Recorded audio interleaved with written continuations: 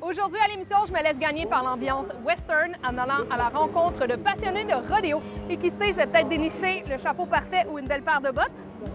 Moi, je vais vous faire mieux connaître le monde des jugements d'animaux. On va vous faire comprendre un peu mieux c'est quoi les critères qui sont utilisés par les juges pour évaluer ces vaches qui, pour certaines d'entre elles, sont de véritables Formule 1. Et pour ma part, je jase avec les comédiens de l'Aventure agricole, la toute nouvelle pièce de théâtre Maison de l'Expo, et je fais ressortir mon cœur d'enfant en allant visiter la zone familiale. En mode expo, c'est maintenant? Ben oui, allons-y. C'est maintenant! On y va!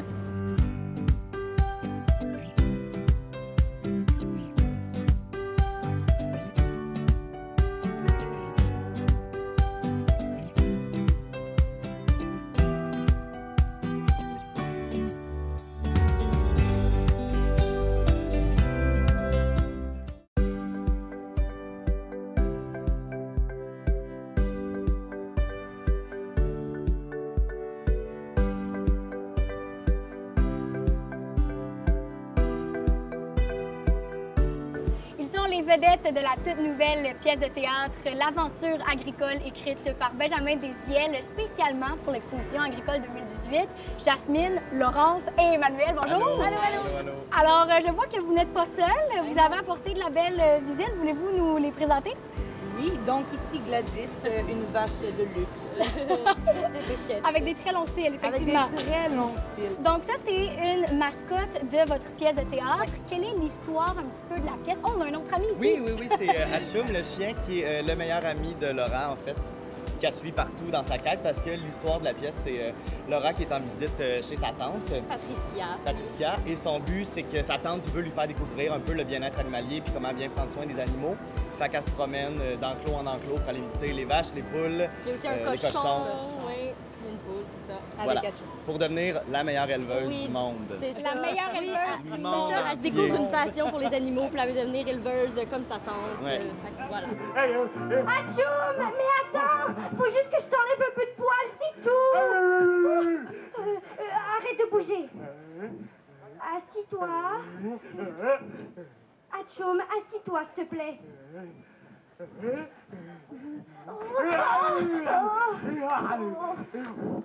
Mais là, c'est une pièce de théâtre qui est ludique, donc qui a pour but de divertir les enfants. Mais quel est l'objectif caché derrière cette pièce-là, le petit message que vous voulez transmettre aux jeunes? Ben, c'était surtout ça, en fait, le bien-être animalier. Benjamin avait eu comme thématique d'écrire une pièce sur cette thématique-là. Fait que c'était pas mal ça, en fait, de transmettre le bien-être animalier. Puis sinon, c'est surtout de divertir puis d'amuser les enfants, de créer un rassemblement ici en famille. Et là, toi, Jasmine, tu interprètes une petite fille de 6 ans. Eh oui! Mais en réalité, tu as 21 ans quand même, il faut le préciser. Eh oui, en effet. Est-ce que c'est difficile pour toi de jouer ce rôle-là? Pas du tout, parce que c'est ça, comme je disais, on est tellement un enfant caché en nous, puis c'est super le fun de jouer un rôle comme ça, énergique, tu te poses pas 1000 questions, puis c'est ça, je peux être une petite enfant, puis j'aime bien ça, là, être une petite enfant. Fait que oui, c'est... Tu fais ressortir ce petit côté-là, le caché en toi. Oui, c'est ça, ouais. Laura? Laura, t'es où? Ici, ma tante? Puis le brossage, ça avance? C'est fait. Ah, c'est un bon chien, ça. Mais Hatchoum est encore plein de poils. Oh. Et là, l'aventure agricole va être jouée à 20 différentes reprises dans un délai de 10 jours seulement, quand même. Ouais. Comment vous vous sentez par rapport à ce marathon de théâtre-là? Ouais. Ben, c'est épuisant, c'est sûr, c'est un spectacle de 25 minutes, mais c'est très court, mais c'est très demandant, là, c'est très énergique, puis de toujours attirer les enfants, puis... mais oui, c'est ça, c'est tellement... En même temps, c'est tellement le fun parce que le public, les enfants sont tellement cute, tu les vois arriver que tu retrouves toute l'énergie que tu as perdue une heure avant. C'est super le fun. Oui, vraiment. Et est-ce que vous pensez que vous avez des bonnes critiques par rapport à la pièce? Le public, c'est quoi leur réaction à la fin? On pense que oui. Il y a assez de gens qui viennent. On avait compté à un moment donné 75 personnes qui étaient là. Puis ça a l'air d'être très bien reçu. C'est sûr qu'on n'a pas le temps de bien voir en jouant et tout ça. Surtout vous quand vous manipulez les marionnettes. Mais oui, autant les adultes que les enfants ont l'air d'y trouver un plaisir. que Benjamin, dans le texte, il a aussi écrit avec des blagues qui peuvent s'adresser aux adultes, que les enfants ne vont pas nécessairement comprendre. Fait que souvent, on voit les parents qui font c'est ça. Un bon petit rire, là. Oui, oui. Ouais. OK. Et là, est-ce que vous jouez 20 fois la pièce de théâtre? Est-ce que votre pièce change un petit peu à chaque représentation? Est-ce que vous adaptez, en fait, au public qui est devant vous? Oui. Puis surtout, ben, on se le cachera pas, là, notre metteur en scène n'est plus ici. Donc, c'est sûr, des fois, on essaie des petites affaires. Oh ouais, on déroge comme ça. OK. Il va vous entendre, là, par exemple. Non, Marc. Écoute-moi. Mais oui, c'est sûr qu'on s'adapte, puis avec le public, c'est différent. Tu sais, combien il y a d'enfants qui sont prêts, ou des fois, il y en a qui ont un petit peu peur aussi des marionnettes. Donc Ou qui réagissent, qui se mettent à parler aux marionnettes. Ouais, on c'est parle ça. avec eux. OK. Mais oui, on trouve une aisance, puis une façon aussi de les faire participer un peu. Tu sais, des fois, j'ai interagi un peu plus avec eux pour les faire participer, qu'ils me répondent, ou d'être complice avec les enfants. Donc, oui. OK. Puis en terminant, est-ce que vous pensez qu'on pourrait retrouver Laura et ses amis dans une autre aventure l'année prochaine à l'exposition agricole? Je pense que c'est possible. Oui, Ouais, peut-être. Ouais. Il y a plein de portes ouvertes. Plein de portes ouvertes, oui. On parle peut-être de tournée, on parle peut-être... OK. C'est plein de si... c'est ça, de peut-être. On sait pas encore. C'est pas encore. OK, On est bien, très ouvert. je vous le souhaite parce que c'est vraiment un super beau projet puis vous êtes de super comédiens. Donc, vraiment, C'est gentil. félicitations à vous. Puis, bonne chance pour votre prochaine représentation parce que c'est dans quelques minutes, là. Donc, bonne chance. Mais merci. Toute seule? Ben, tu seras pas tout seul. Atchoum va venir avec toi. Ah, Atchoum! Viens là. Si tu cours pas derrière les vaches puis que tu prends tout le temps qu'il faut, il n'y a aucun stress. T'es une petite fille brillante, Laura. Oh, yes! Amusez-vous, là. Il vient, Atchoum! Allez, viens, mon beau chien! Il vient!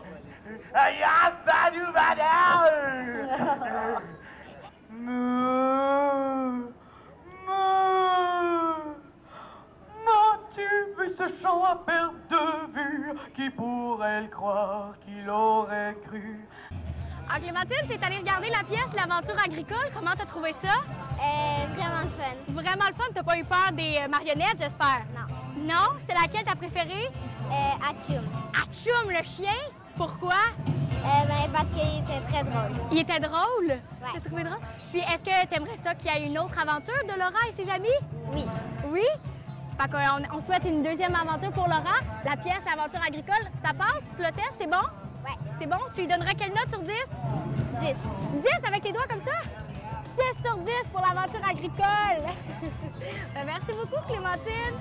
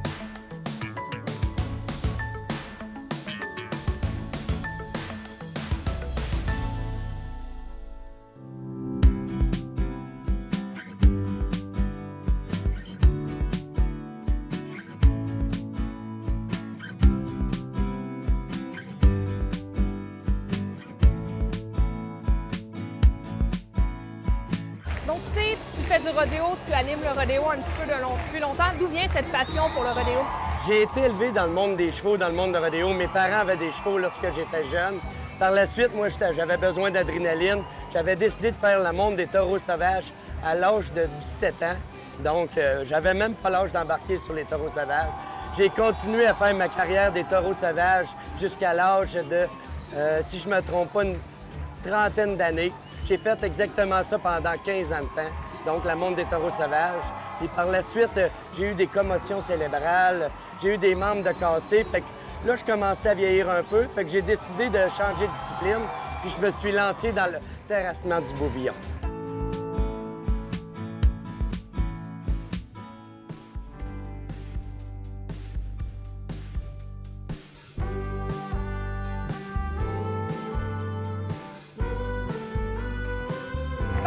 justement des épreuves. Qu'est-ce qu'on retrouve comme épreuve ici à l'Expo à Saint-Hyacinthe? Ici, à Saint-Hyacinthe, on se trouve la montre des chevaux sauvages sans selle. Par la suite, on a la montre des chevaux sauvages avec selle. Ensuite de ça, on a le terrassement du bouvillon. On a la prise du veau lasso, prise du veau lasso en équipe. Et il y a même la prise du veau lasso, mais pour nos demoiselles, donc, que le lasso se détache de la selle pour justement lui créer un nouveau pointage. On a la course de baril pour dames. C'est ce qui va être notre prochaine discipline, même la course de baril pour dames. On a toujours la table de poker avec le fameux taureau. On a une nouveauté cette année. Qu'est-ce qu'ils font? Ils attachent comme un peu la course de moutons de nos jeunes. On attache un foulard à la corne d'un taureau mexicain et nos clowns de rodéo doivent s'agripper le foulard à la corne de notre taureau mexicain. Mais aller dans le ring comme ça, avec un taureau, est-ce que ça fait peur? Eh oui, mais par contre, les cowboys sont habitués, donc ils sont habitués à vivre en adrénaline et il y a des cliniques, des écoles, justement, pour habituer les cowboys à vivre avec cette adrénaline-là et d'être habitués avec les animaux. Mais qu'est-ce qui décide en tant que cowboy de dire « Moi, ce matin, je m'en vais avec les taureaux ». Bien souvent, là, ils voient ça à la télévision, puis là, ils ont besoin d'un coup d'adrénaline. Et il y en a des cowboys qui sont faits pour ça, qui sont capables de vivre avec le stress que ça prend, parce qu'on ne peut pas se garrocher en avant de taureau comme n'importe quoi. Ça prend quand même une discipline qu'il faut que tu joues aux alentours des bœufs. Il y a des techniques exactement pour que nos cowboys ne se fassent pas corner, là. Est-ce qu'il y a des mécanismes de sécurité qui sont en place justement pour protéger les cowboys? Les mécanismes de sécurité, c'est vraiment les cowboys entre eux qui s'aident exactement. Ce sont les cowboys qui distraient justement les cowboys qui sont à bord des taureaux ou qui font la montre des chevaux sauvages. Tous nos cowboys, ils s'aident un entre l'autre. C'est ce qui fait la sécurité de notre sport. Mais là, moi, je veux savoir, le mythe du taureau et du rouge, là, est-ce que c'est vrai? Le taureau et du rouge? Ben oui, que tu achètes le petit foulard rouge pour le taureau. Non, non, non, non, non. Ce sont des taureaux élevés, justement, qui sont quand même agressifs.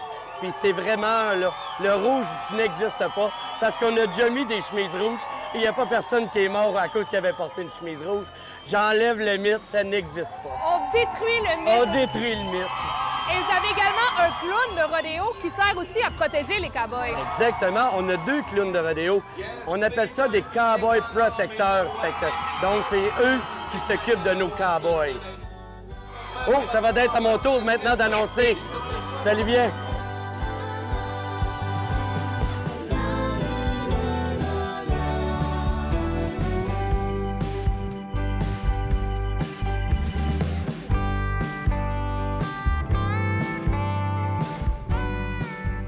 Tu es clown de rodéo. Ça fait quoi un clown de rodéo? Clown de rodéo. Moi, présentement, mon terme officiel, c'est barrelman. Barrelman, c'est animateur de foot et je suis l'homme tonneau.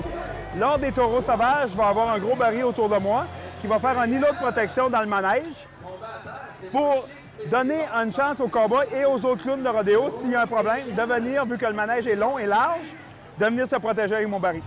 On fait comment pour attirer un taureau?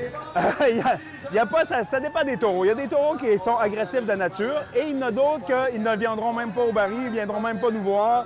Ils ont dans le sentiment qu'ils font le job de 8 secondes.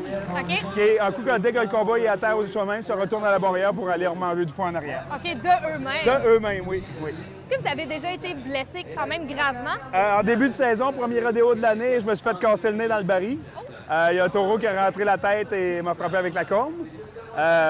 Accident malencontreux. J'ai été chanceux, j'ai pas de grosses fractures à mon compte. Tu as dit que ça faisait 18 ans que tu faisais ça. Qu'est-ce qui t'allume encore après 18 ans? C'est la foule, c'est la foule. J'aime la foule. La foule me le rend bien. La foule embarque avec nous. Moi, comme je dis souvent au public, c'est pas moi qui fais le spectacle. C'est le public. Moi, je suis l'allumette qui allume le pétard.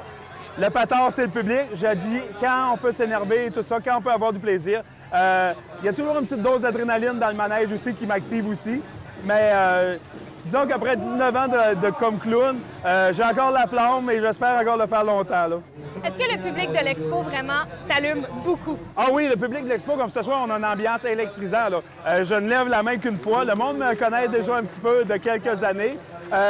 Le monde embarque tout de suite. Tantôt, le monde chantait. J'avais quasiment les 2 mains dans mes poches, les gardes d'affaires, puis je trouvais ça merveilleux que le monde embarque comme ça dans la fête, à quelque part, parce que le rodéo est une grande fête de famille, en fait. Qu'est-ce qui te plaît le plus dans le rodéo? Je peux pas dire qu'il y a quelque chose qui me plaît précisément dans le rodéo. Moi, c'est l'ensemble de l'activité. Comme je vous dis, on est une grande famille, le rodéo. On est du staff en arrière qui travaille, qu'on les voit jamais, eux autres, souvent. Il y a le public à l'avant. C'est tout ce mélange-là qui fait que c'est l'ambiance, c'est le rodéo. Le contact avec les bêtes, c'est nos athlètes. On leur fait attention. C'est vraiment tout ça. C'est une histoire de passion là-dedans. Là. Donc, on va retrouver Gaspin encore l'année prochaine? Pas probable si Dieu le veut. Merci. Bienvenue.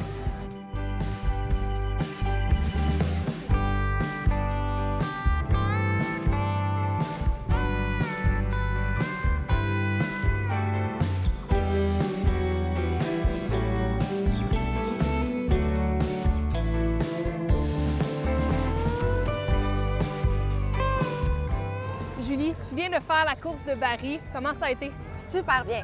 Qu'est-ce que tu aimes de cette compétition-là? C'est le challenge, l'adrénaline, la vitesse, le cheval. Ça fait longtemps que tu pratiques cette discipline? 6 ans. Souvent majoritairement au Québec ou un peu à l'extérieur aussi? Un peu partout. Un peu partout. Là, on suit les rodéos, les futurités. À toutes les fins de semaine, il y a des compétitions. Okay. Oui, c'est ça. C'est dans le fond du mois de mars, du mois de mars au mois d'octobre environ. OK. Oui.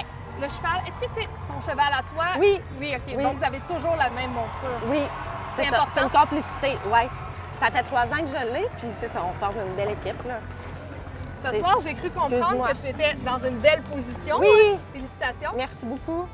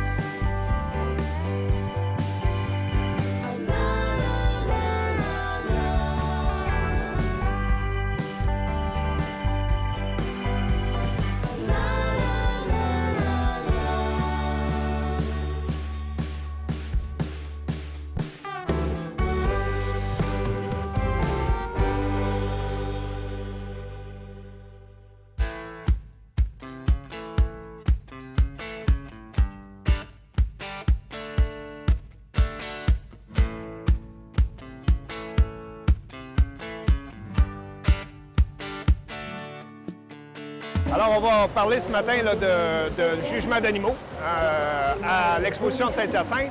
Et on est avec les gens de la ferme Valérique de Saint-Louis, qui est entre Saint-Hyacinthe et Sorel. Alors, qu'est-ce qu'on voit derrière moi? Alors, c'est une vache Holstein.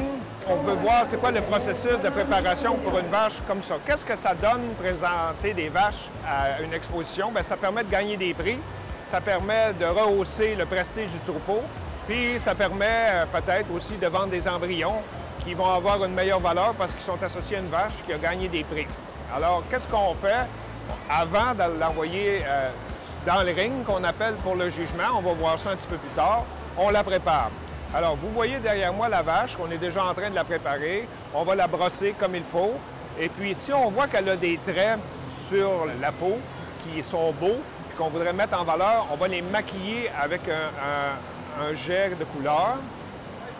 Les onglons, qui sont les sabots, en fait, on appelle ça des onglons chez une vache. On va les maquiller également.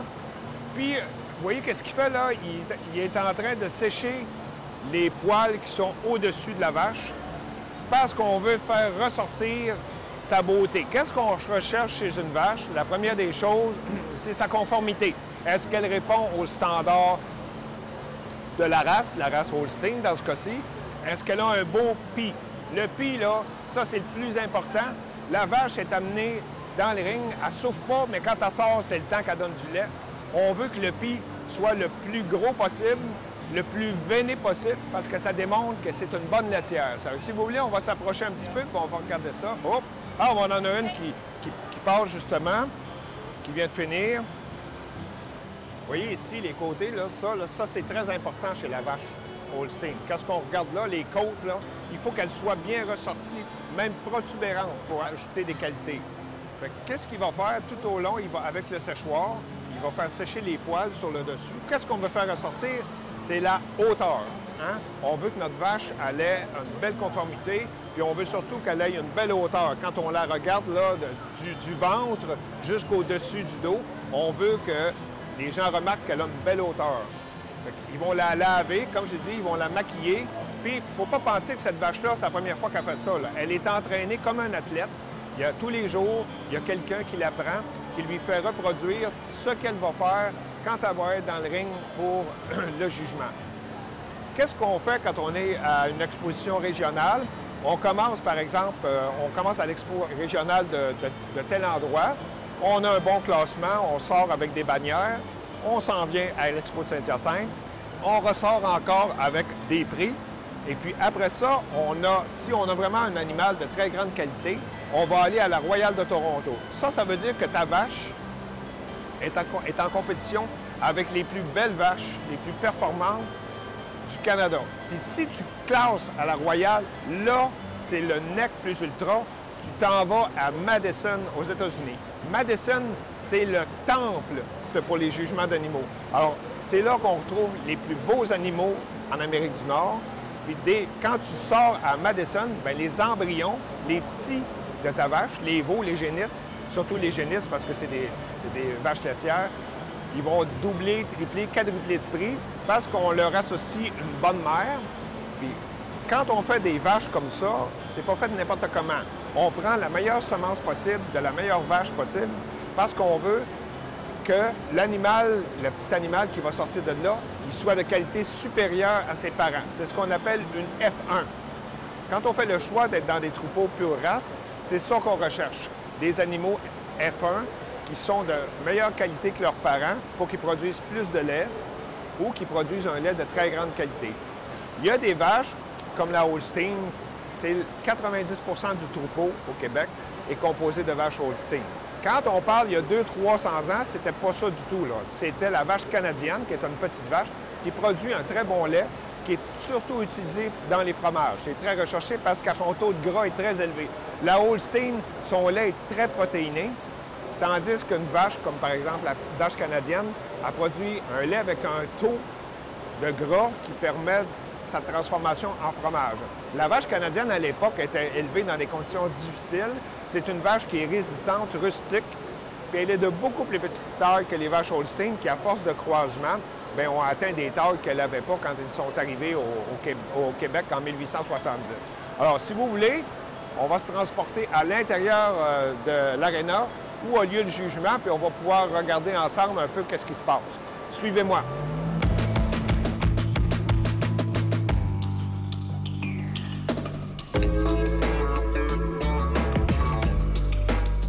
Là, on est dans le jugement. Alors, il y a une classe de vaches qui est là. Comment ça fonctionne? Vous voyez, les animaux, ils tournent, en fait. Au centre, la personne qu'on voit, c'est le juge. Lui, il regarde chacun des animaux. Puis, la personne que vous... Là, on va laisser passer la vache. Ça, c'est une Holstein qui appelle rouge. En fait, elle est brune. Mais on dit que c'est une Holstein rouge parce que c'est le nom qu'elle porte. Alors, vous voyez, là, la personne que vous voyez au fond, hein, lui, c'est le ringleader qu'on appelle. Lui, il est là. Si jamais ça fonctionne ou pas, s'il y a un problème, il va aider le juge aussi au niveau de l'évaluation. Les propriétaires des animaux, ils tournent. Puis à un moment donné, vous allez voir, le juge, il va les appeler, puis il va les placer. Puis ça va nous donner une idée du rang que la vache elle va avoir au niveau des rubans. Premier prix, deuxième prix, troisième prix. Alors, vous voyez, là, il est en train de les placer, les vaches. Regardez là, ça fait partie d'une espèce de chorégraphie, hein, où on se permet, en fait, d'évaluer une vache. Puis, vous voyez, là, les animaux, on les place. Là, à un moment donné, là, vous allez voir, il va arriver à côté d'une des vaches, puis il va donner une tape dessus. Troisième place, une tape, deuxième vache, une tape, première place. Puis là, il va serrer la main des gens. Fait qu'eux autres, c'est 1, 2, 3, ils viennent de gagner.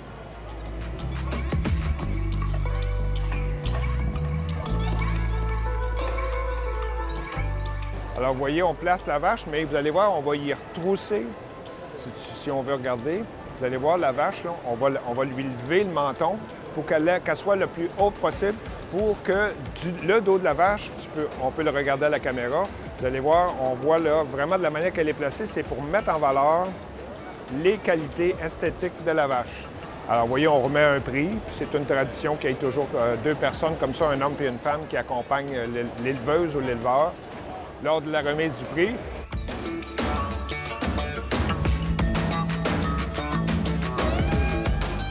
Alors, je suis avec Léonie Michon. Léonie, elle chauffe des vaches depuis qu'elle a 4 ans. C'est une jeune femme que je connais et que je respecte depuis très longtemps. Je connais bien ses grands-parents, son papa.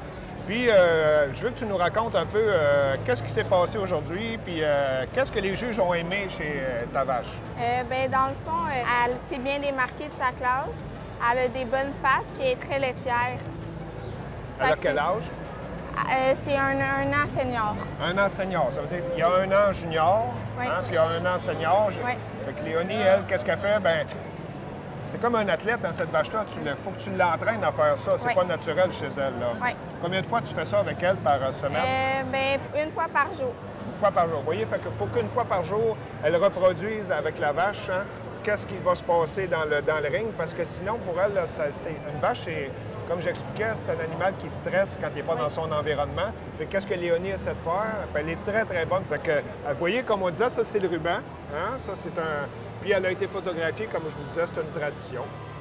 On dit un gros merci, puis on félicite Léonie pour ce beau ruban-là, numéro 1, Holstein Senior 1 an. Merci.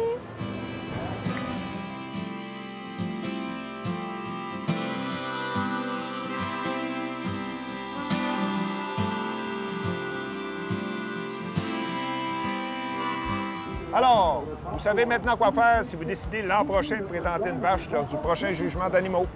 J'espère que vous êtes tombés sous le charme de l'aventure agricole autant que moi j'ai été séduit par les comédiens. Et moi, j'ai vraiment attrapé la vibe country. Hi-ha! Hi-ha!